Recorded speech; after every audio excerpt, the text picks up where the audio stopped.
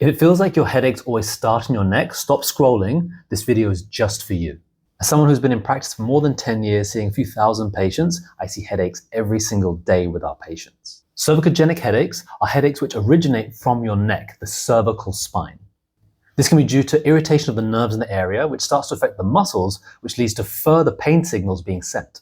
For the nerves that we're talking about, the most common area it's going to be affected is the top two in the top of your neck, what we call C1 and C2, or your atlas and your axis. These two bones sit directly underneath the skull, protecting the top parts of your spinal cord where there are control centers, and just above that is your brainstem.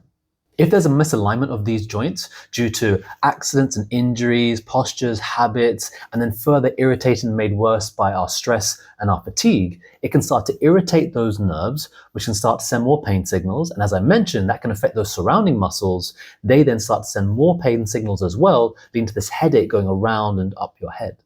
For this kind of headache, people usually start with some form of medication, like a painkiller. Maybe they move on to a muscle relaxant. Maybe they try exercises, they try stretching, they try modifications in their lifestyle. A lot of it really is focused on the head or trying to deal with the muscles. However, if those muscles are tensing up because of what's happening in the joints in the neck, no matter how many stretches or exercises or massages we have, it's always going to come back.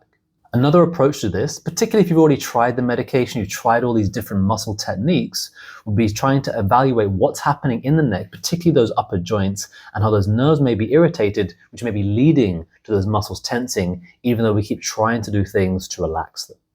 Upper cervical chiropractic, like we practice here at Vitality, is focused on that top part of the neck. We use very precise imaging, and we also use nerve scans to assess what's happening, to see if it's something that we can help. And if we can, any of the techniques or corrections we do have no big twisting, popping, or cracking of the spine.